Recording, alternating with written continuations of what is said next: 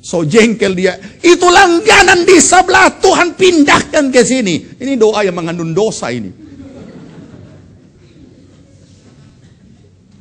Apakah bisa kita, iman kita sudah ekstrim ngawur seperti itu? Sementara dunia begitu rupa. Kondisi-kondisi ini, iblis akan menghadirkan satu rasa kecemburuan terhadap orang-orang duniawi yang tidak mengenal Allah, tidak tahu beribadah, tidak tahu berdoa. Kemudian kita melihat diri kita, waduh, kita begitu giat-giat di gereja, ternyata di sana lebih berhasil. Jangan-jangan ini pelayanan yang menjadi penghalang bagiku untuk tidak dapat menghasilkan sesuatu. Coba saudara. Tidak bisa. Kita tidak bisa membuat waktu hanya lalu begitu saja tanpa menghasilkan sesuatu. Iblis tidak pernah pulang kepada komandannya melapor sebelum dia mendapatkan hasil yang dia sudah lakukan di sini, di bumi. Cepat! Saking cepatnya sampai makanya kita tidak bisa lihat kan? Itu bahasa sederhananya saja. Saking cepatnya sampai tidak kelihatan. Coba kalian jalan pelan. Itu iblis jalan pelan. Tapi bisa dilihat ya. Nah saudara. Apa yang Paulus temukan di dalam kehidupan umat Tuhan. Kita buka Ibrani.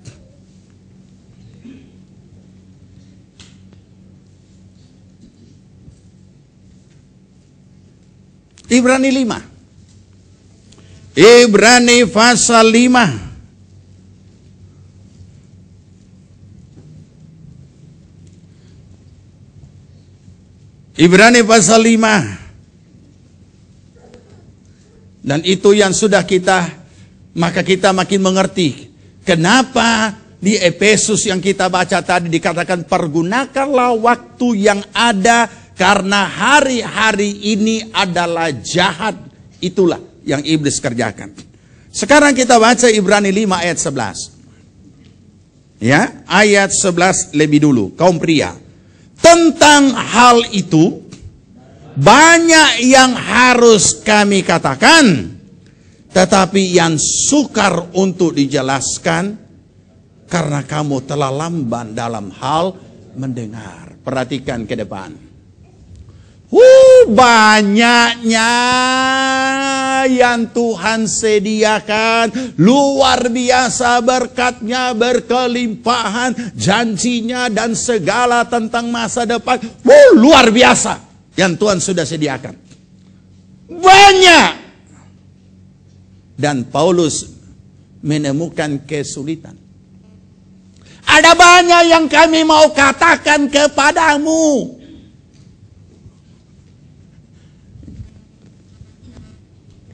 Tetapi sulit untuk dijelaskan. Jadi kalau ini berkat jasmani atau berkat rohani sama juga mengkalimatkan. Oh, ada banyak berkat jasmani. Luar biasa. Nanti saya jelaskan bagaimana caranya kamu dapat ini. Tetapi sulit untuk mau dijelaskan. Ada banyak berkat rohani yang luar biasa untuk dicurahkan, diberikan kepadamu. Tapi sulit untuk dijelaskan. Paulus mulai menjelaskan. Dikatakan kenapa sulit dijelaskan? Apa keadaannya di jemaat? Lamban untuk apa? Mendengarkan. Saudara bisa renungkan dan bayangkan? Aduh, susahnya dijelaskan. Sementara Paulus menjelaskan satu-satu begini.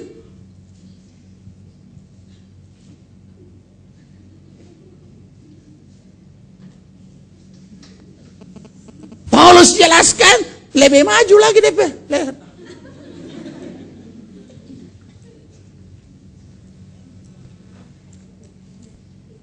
Nanti ada lalat masuk baru kita kaget. Ya masuk lagi lalat hijau. Biru-biru sadiki. Saudara tahu, ini sebenarnya tidak beda dengan kehidupan kita hari-hari. Berkat jasmani Tuhan sudah sedia. Dikatakan tadi tidak ada ruang waktu yang di dalamnya tidak ada peristiwa. Tetapi yang terjadi peristiwa cilaka. Harusnya peristiwa apa yang terjadi? Berkat yang berlimpah-limpah. Baik jasmani, jiwani, dan rohani. Tapi untuk menjelaskan, kamu lamban mendengar. Apa ini lamban?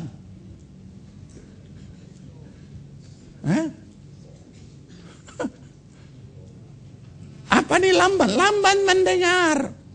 Bukan cuma bungo. Nambongo.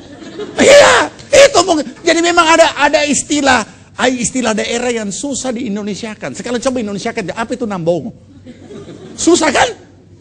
Cuma kita orang yang tahu. Orang-orang yang ngerti menambongo kamu. Apa itu nambongo? Nah, coba dia tidak tahu. Tapi begitu kita memahami ini bahasa daerah, langsung meresap masuk. Sambil kita berdoa, dijauhkan Tuhan kiranya. Siapa yang punya anak-anak di rumah atau siapapun di rumah yang nambongo? Bisa dijelaskan? Iya dijelaskan, ulang-ulang dijelaskan, ulang-ulang yang maju cuma DP leher. Tapi tidak. Jadi saudara, yang harus maju itu kita orang. Orang yang harus maju, bukan leher yang maju.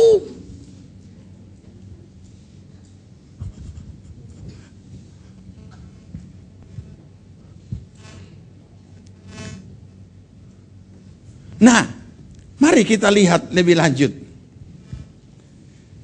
Jadi banyak yang mau dijelaskan, tetapi sulit.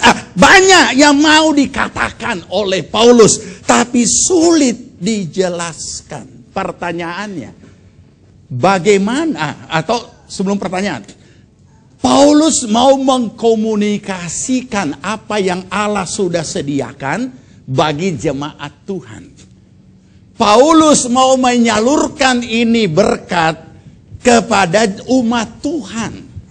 Makanya dia mau menjelaskan ini. Ada banyak ini yang mau kukatakan untuk dijelaskan supaya ini landing sampai kepadamu. Tetapi apa yang terjadi saudara?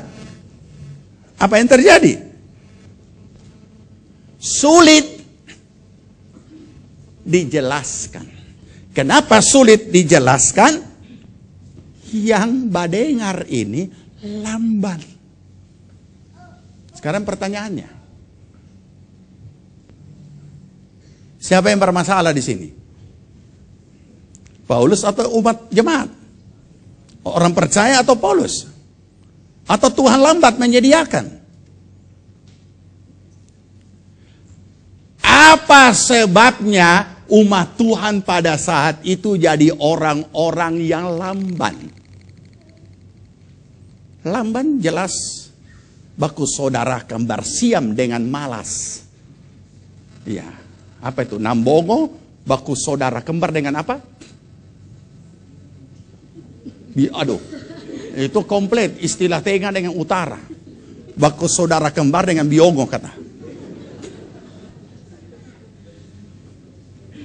Kembarnya lagi bukan kembar salah-salah, kembar siam. Membutuhkan ahli, dokter ahli bedah kembar siam. Kalau kembar biasa gampang toh. Ya kembar siam tidak tahu yang malaikat DP otak. Rupanya DP otak satu tapi DP orang dua. Karena mendengar untuk mengerti satu penjelasan dibutuhkan apa? Untuk mengerti satu penjelasan dibutuhkan apa? Dibutuhkan pengertian. Pengertian itu ada di mana? Ada di sini kan? Oh, rupanya dia punya kembar ini, kembar kepala. Nah, mari kita lihat kenapa orang-orang ini jadi lamban. Karena lamban, Paulus tidak bisa jelaskan. Mesti dijelaskan bagaimana? Jelaskan juga secara lamban. Pelan. Saudara ada punya stopwatch? Hitungan detik. Kalau saya jalan sampai di sana, berapa detik ini? Bisa dihitung kan? Nah, berarti ini di dalam ruang waktu saya berjalan sekian detik, saya tiba di sana. Tapi kalau harus dijelaskan juga karena orangnya lamban, jadi penjelasannya juga harus lamban. Besok baru kita sampai di sana. Saudara tunggu ya. Dan pulang. Tunggu, nanti doa berkat baru pulang. Nanti besok baru saya sampai di sana. Jadi selalu kelambanan ini ada hubungannya soal waktu. Coba baca. Baca. Ayat berapa? 12 ya? Ayat 12. Baca 1, 2, 3. Betul, sudut waktu. Ditinjau dari sudut waktu, orang-orang lambat ini seharusnya sudah apa? Baca lanjut, 2, 3.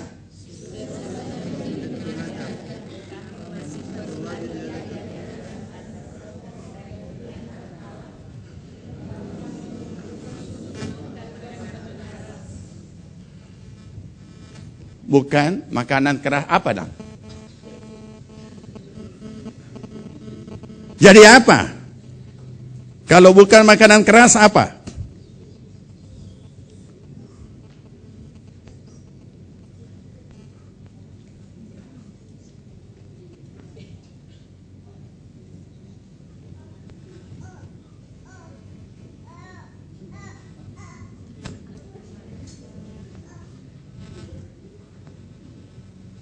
Kalau bayi, lumrah-lumrahlah kalau dia memang minum susu. Tetapi kalau orang sudah opah, lantas masih minum susu, sota tua-tua,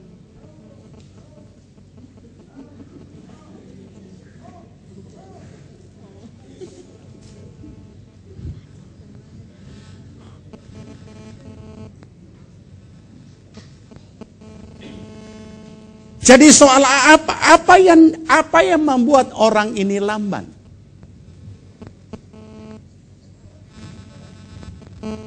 Dia tidak mempergunakan waktunya dengan benar. Ditinjau dari sudut waktu. Jadi masalah waktu. Jadi patokan suatu waktu harus ada target yang dicapai. Jadi waktu dihitung sekian, dia sudah harus jadi apa? Jadi guru, jadi pengajar. Berapa tahun orang SD? Mulai masuk SD umur berapa? Hah? Sekarang ketentuan baru kan? 7 tahun. Kalau dulu 5 tahun. Ya. Masuk TK umur berapa? 4 tahun so boleh? 5 tahun masuk TK. Iya. Kalau anak saya umumnya 5 tahun so SD. Dulu masih bisa. Nah, jadi kalau dia 7 tahun umur 7 tahun masuk SD, di SD berapa tahun sekolah? Harusnya dia selesai umur 13. Tapi karena lamban, setiap satu kelas tak tinggal. Jadi dia berapa tahun di SD? 12. tahun. Jadi dia tamat SD 19 tahun. Jangan anggap remeh loh. Ini soal waktu. Nah, siapa mau? Kemudian dia masuk di SMP. Berapa tahun? 3. Juga lamban. Jadi di SMP dia itu 6 tahun.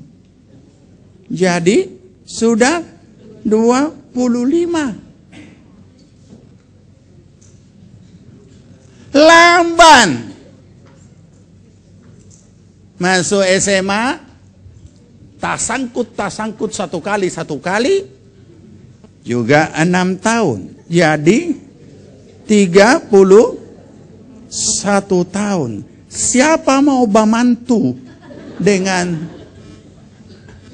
manusia lamban? Ada di sini mertua yang sangat mulia hatinya.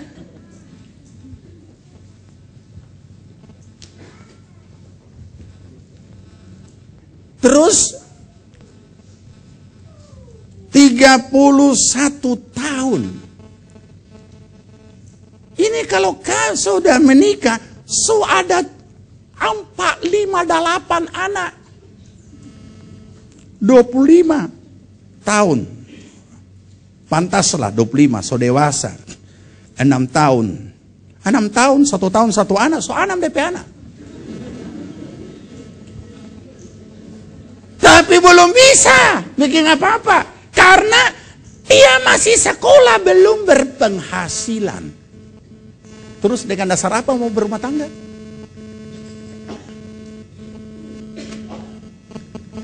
Nah, saudara, sama juga dengan hidup rohani kita, tidak beda. Ada yang dicapai. Ini hari minggu ini tadi sudah mulai kita belajar firman yang namanya pemuridan. Saya juga setelah cari tahu dan saling sharing, saya ketemu jemaat yang sudah sekian lama jadi jemaat, baru mulai masuk modul 1. Aneh kan? Berarti ini orang belum terdaftar jadi jemaat. Sebab untuk jadi jemaat harus ikut pemuridan. Coba saudara renungkan. Nah, oke. Tentu kita tidak hafal semua. Siapa yang kita duduk di sini yang sudah sekian lama modul 1 belum selesai-selesai? Ditinjau dari sudut waktu, sudah harus jadi pengajar. Oh, kita dulu sudah pernah ikut. Kapan? Dulu waktu belum ada pemuridan. Kapan? Ikut sama siapa? Atau ikut-ikutan? Nah, saudara, jadi sama kehidupan rohani kita juga harus ada pencapaian, target yang dicapai, bahkan penerobosan. Ada yang kita harus kejar lebih daripada itu. Nah, orang yang seperti ini dikatakan mereka yang tidak mempergunakan waktunya dengan baik untuk hal rohani, dia akan tetap jadi bayi. Makanannya adalah susu. Itu pun susu tidak semua bayi sambaran susu. Nah, coba pergi beli sambaran susu di sana, kasih minum itu bayi susu kental manis. Kalau tidak menceret-menceret. Jadi kadang-kadang rohani bayi ini juga memang betul-betul susu yang cocok. Begitu tak salah sedikit itu, jadi masalah. Nah, bisa saudara. Nah, coba baca lagi. Ya, ulang. Tadi ayat berapa? 12. Ayat 12 ya. Sekarang 13. Apa 13? 2, 3.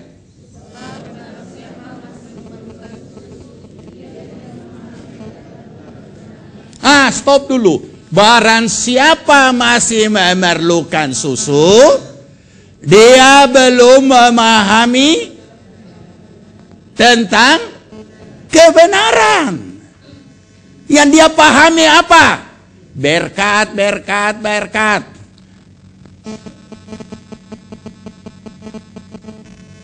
Nah, berikut kalimat lanjutan 2, 3. Sebab dia anak kecil. Mana lebih bagus kita? Anak-anak. Memang anak-anak kecil. Mana lebih bagus? Lebih orang bilang kita orang anak-anak daripada bilang anak kecil. Nah, kenapa anak kecil? Lanjut 2, 3.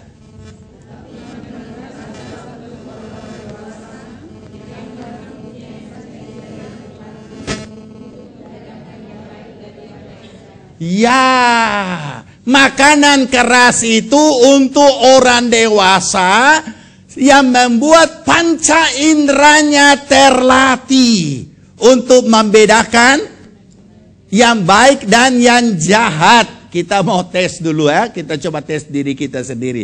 Bagaimana panca indera saudara so terlatih? Begitu dengar tak senggol sedikit tapi lah banyak.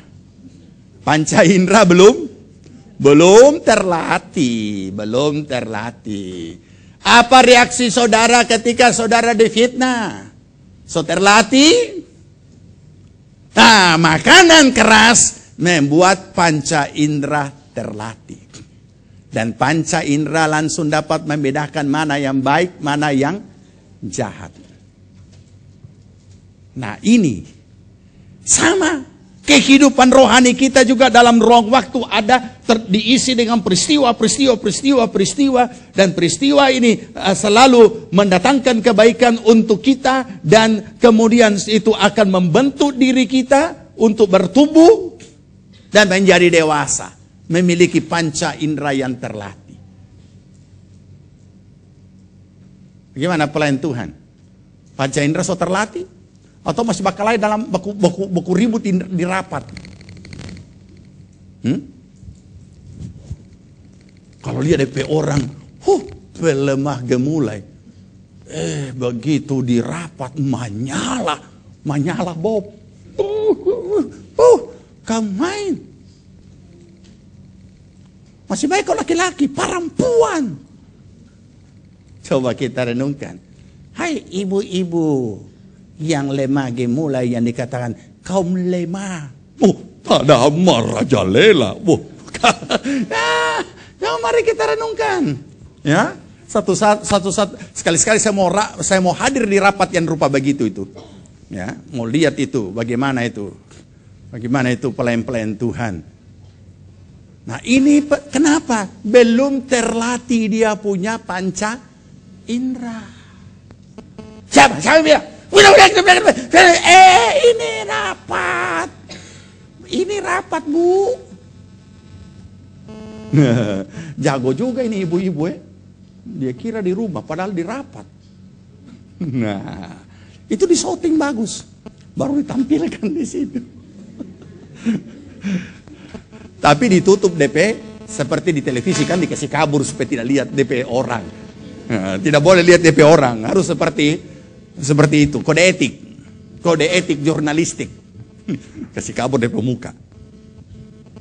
Nah, saudara, oke. Jadi kalau demikian, bagaimana kita mempergunakan waktu yang ada ini? 1 Korintus 7. Ya, kita selesaikan di 1 Korintus 7. Kita masuk di dalam penjelasan 1 Korintus 7.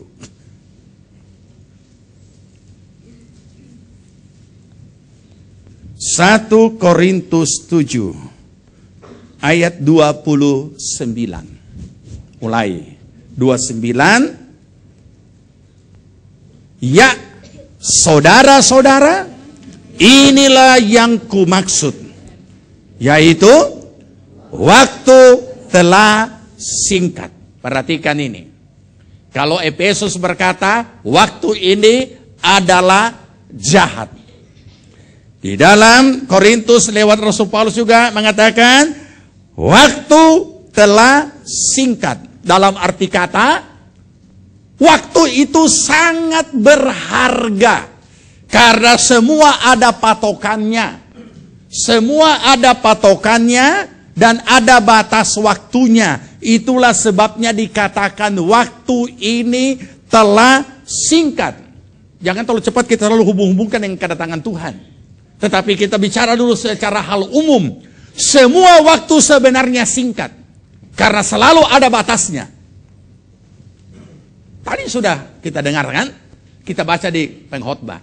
Ada menanam, ada menuai. Dan ada batasnya. Tadi kita sudah ambil contoh yang sederhana. Kita tanam jagung, 3 bulan kemudian harus tuai. Kalau kita mau perpanjang, boleh. Tapi dia bukan jagung, kerikil. Jadi ini singkat. Jadi kalau mau menikmati, ada aturannya, ada batasnya. Harusnya 3 bulan kita sudah menuai, tapi kita tidak nikmati hasilnya. Kenapa? Kita tidak jaga itu kebun. Kita tidak pelihara. Habis dibongkar babi hutan. Habis.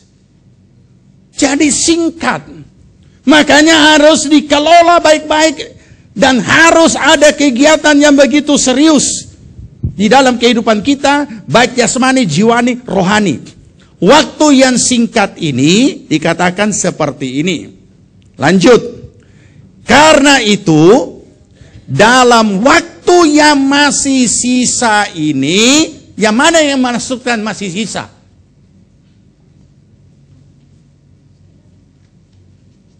Yang sekarang ini. Yang sekarang ini yang kita hidup sekarang ini. Besok, lusa, seterusnya. Ini tinggal sisa. Waktu yang masih sisa yang sedang secara real kita nikmati sekarang ini. Dikatakan orang-orang yang beristri harus berlaku seolah-olah mereka tidak beristri.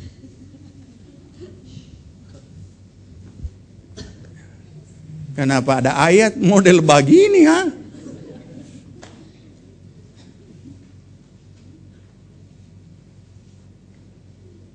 Mam, dengar baik-baik itu ayat, Ini ada ayatnya. Kita disuruh berlaku seolah-olah tidak beristri.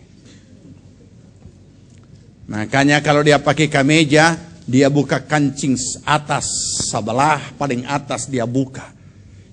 Saya mau kasih ingat bapak-bapak, so boleh berhenti itu buka kancing baju satu di atas. Kita orang so tua.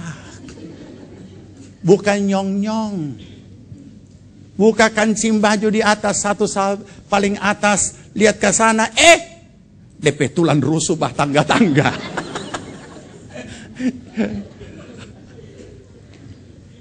Kita orang bukan anak remaja yang batare katrol, kamu dia, kemain. Dia bilang maco. Bukan cuma lebar DP dada. Ada lagi DP rambut-rambut. Justru itulah ditutup. Nah, ini ayat bukan berarti saudara disuruh model bujangan. Bukan berarti disuruh tidak bertanggung jawab rumah tangga. Bukan berarti disuruh tidak usah bertanggung jawab kepada istri dan anak-anak. Kenapa saudara? Karena kita tahu bahwa orang-orang yang sudah, kenapa dikatakan beristri harus berlaku seolah-olah mereka tidak beristri, kita memahami bahwa ketika orang masih bujangan, tanggung jawabnya, kodratnya sebagai orang bujang. Ketika orang sudah berumah tangga, kodrat tanggung jawabnya juga lebih besar. Sehingga itu sebabnya kita benar-benar harus siap. Jangan sampai faktor-faktor ini menjadi penyebab kita pergunakan waktu kita tidak dengan cerdik dan rajin dan hanya terjerat kepada urusan-urusan hal-hal lahiriah dan kita terlantarkan kehidupan rohani atau iman kita. Saya mau ingatkan calon-calon pengantin baru. Bukan cuma siap iman, juga siap mental, juga fisik. Harus periksa dokter. Jangan ada orang menikah sebelum periksa kesehatan ke dokter. Jangan cuma, yang penting kita saling mencintai biar cuma garam. Baru kawin 1 bulan, bilang, kenapa nggak sakit gula? Ya memang dia turunan gula. Aduh bahaya nanti kita sampai anak lahir 1 mata tidak ada mata. Periksa supaya tidak saling menyalahkan. Apakah ada hal-hal yang turun-temurun? Mental juga siap, bukan cuma rohani. Setelah menikah sekian lama, berdoa, Tuhan berkati kami anak-anak. Tuhan berikan putra dan putri juga siap mental. Karena kehadiran anak-anak bisa kasih bakalai laki bini. Siapa yang mau bangun tengah malam bikin susu? Bajaga. Siapa? Ya sudah resiko baku ganti. Tapi bikin susu sampai mengantuk. Aduh kasihan. Tengah malam buta jam 3. Taruh. Yang disendok bukan gula. Tapi garam. Tanya mereka itu. Bapak-bapak dan ibu-ibu. Saya belum menikah, saya sudah jaga baby. Jadi saya tahu persis. Jadi begitu menikah tidak ada kesulitan menjaga baby. Ya harus siap, mental siap. Ini karena punya, ini anakmu anakmu itu. Oh, DP anak. Mana DP papa? Masa kalau bakal laki bini bilang, bah itu anakmu itu. Jangan. Anak kita. Bukan anakmu. Mam, itu anakmu itu. Apalagi DP mau. Loh, terus siapa DP papa? Tetangga. Jadi mental siap. Siap juga mental. Rohani baik. Yang satu, suami istri dua-dua pelayan Tuhan. Satu pelayan perjamuan, satu worship leader. Wah, memang mantap ini. Tuhan pertemukan. Dua-dua pelayan Tuhan. Tapi begitu anak-anak hadir. So tidak model pelayan Tuhan. Hah? Jadi saudara memang harus siap mental. Terpaksa persetujuan bersama, roster jadwal dibuat. Siapa jaga pagi, siapa jaga malam. Dengan sendirinya. Coba tanya bapak-bapak ibu, supaya kamu anak-anak tahu betapa siksanya kamu dijaga. Nah, jadi Paulus mengingatkan. Bukan lepas tanggung jawab. Tetapi jangan semua hal itu membuat kita juga habis segala-galanya. Saudara, kalau kita selesaikan baca dulu. Karena bukan cuma masalah beristri atau bersuami. Tetapi dikatakan lebih lanjut ayat 30. Ya, dan orang-orang yang menangis seolah-olah tidak menangis. Dan orang-orang yang bergembira seolah-olah tidak bergembira, dan orang-orang yang membeli seolah-olah tidak memiliki apa yang mereka beli. HP baru. Dan jam-jam DP buku petunjuk. Habis waktu. Bisa dipakai untuk buku petunjuk. Bertepatan DP buku petunjuk lagi bahasa Inggris kita tidak tahu. Mesti disertai dengan kamus. Bayangkan satu kata buka kamus. Satu kata buka kamus. Susun DP kalimat. Kapan selesai? Kenapa tidak datang doa puasa? Oh, lagi baca buku petunjuk. Itu maksudnya membeli seolah-olah tidak memakai. Artinya jangan waktu itu terbuang sia-sia. Nah, Paulus rupanya sama jo modelnya orang Korintus kurang lebih tadi seperti yang kita baca tadi. Ini nih, lambang juga. Sehingga Paulus tidak mau banyak bicara, dia bilang pendeknya. Ayat 31. Ini kan yang biasa kita orang biasa kalau bicara so jengkel menjelaskan. So jengkel kita pendeknya. Baca. Orang-orang yang mempergunakan barang-barang duniawi seolah-olah sama sekali tidak mempergunakannya. Sebab dunia seperti yang kita kenal sekarang akan berlalu. Bayangkan saudara, dia punya rambut saja syukur-syukur 1 bulan sekali dia sampo. Mobil dia belikan, dia belikan sampo DP ban mobil. Cus, dia pakai sampo, mangkilat, tapi dia sendiri tidak mangkilat. Ada yang begitu. Kita harus menghargai barang-barang yang Tuhan berikan, berkat Tuhan. Tapi jangan kita diperbudak. Kenapa tidak lain malam? Aduh, lagi hujan. Pak PC nanti oto. Kalau kasih masuk di dalam PC, kasih mandi PC dulu. Nah, selesai sudah, bebas kan? Jangan hati kita tersita ke situ. Kita harus tahu mana bahagiannya Tuhan, mana bagian duniawi, mana hal-hal yang akan berlalu. Baik, kita berdiri, kita berdoa. Pergunakan dengan rajin. Itu waktu. Yang terbaik yang ada padaku. Kita nyanyikan pujian itu.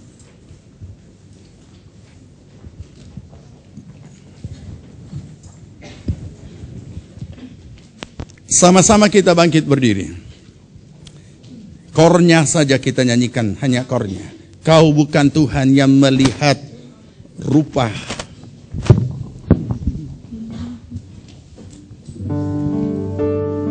Kau bukan Tuhan yang melihat rupa. Kau bukan Tuhan yang memandang harta. Hati hamba yang selalu kau cari, yang kau temukan di dalamku. Selama ku hidup, ku mau menyembahmu, sebab engkau sangat berarti bagiku.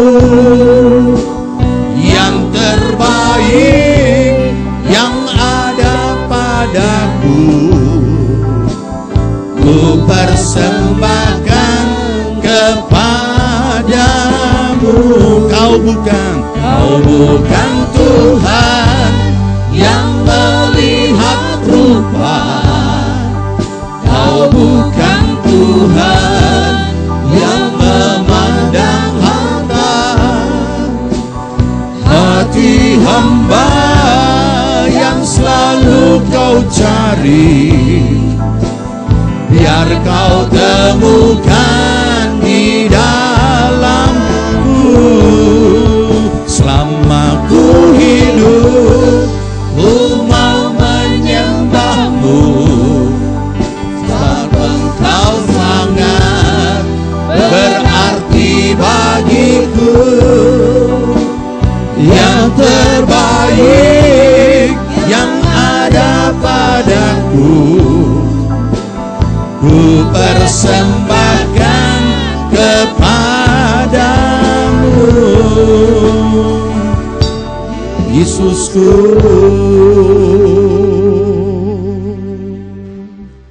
yang terbaik yang ada pada kami Tuhan, itulah yang kami akan persembahkan. Karena Engkau telah mempersembahkan yang terbaik bagi kami, sehingga kami boleh menjadi anak-anak yang Engkau kasihi oleh darah Yesus Kristus yang tercurah di atas kayu salib. Kami boleh nikmati keselamatan hidup yang kekal di dalam Engkau. Terima kasih Engkau sudah melakukan yang terbaik bagi kami. Berkati Tuhan seluruh jemaat, agar supaya waktu yang masih sisa, yang masih ada ini, kami mau mempergunakan untuk suatu hasil yang memuliakan Tuhan. Amin. Baik secara lahiriah, secara jiwani, terlebih secara rohani. Tidak ada satupun ruang waktu dalam hidup kami yang sia-sia Tuhan. Kami mau bertumbuh, kami mau menjadi dewasa di dalam Engkau, sehingga kami juga boleh menjadi berkat dimanapun kami berada. Berkati seluruh jemaat-Mu yang hadir malam ini. Engkau mengenal segala keberadaan kami. Kami mohon Tuhan tolong agar supaya tidak ada satupun yang lamban, tidak ada satupun yang menyia-nyiakan waktu yang masih ada. Mereka boleh mempergunakannya dengan cerdik dan dengan rajin dan serius untuk mencapai apa yang telah Engkau pertetapkan bagi kami. Olehnya kami mohon campur tangan, pertolongan, pembelaan-Mu daripada segala ronrongan kuasa si jahat iblis dengan segala macam cara dan bentuknya untuk membawa kami keluar dari rancangan Allah. Dalam nama Tuhan Yesus kami ikat, dalam nama Tuhan Yesus kami ikat, kami patahkan, hancurkan dalam nama Tuhan Yesus, dan kami usir keluar dari setiap kehidupan kami. Engkau tidak layak dan tidak berhak menyentuh kami. Dalam nama Tuhan Yesus, kiranya pertolongan Tuhan turun atas kami. Jamahan-Mu memulihkan kami semua.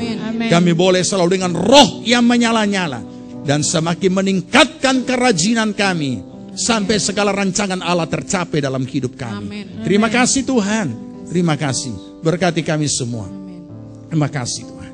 Sebelum kami akhiri ibadah kami mau menyatakan kasih kami dengan apa yang akan kami persembahkan. Sucikan hati dan pikiran kami Tuhan, agar apa yang kami persembahkan kami lakukan dari hati yang mengasihi Tuhan, sehingga kami diberkati Tuhan. Dalam nama Tuhan Yesus kami berdoa mengucap syukur.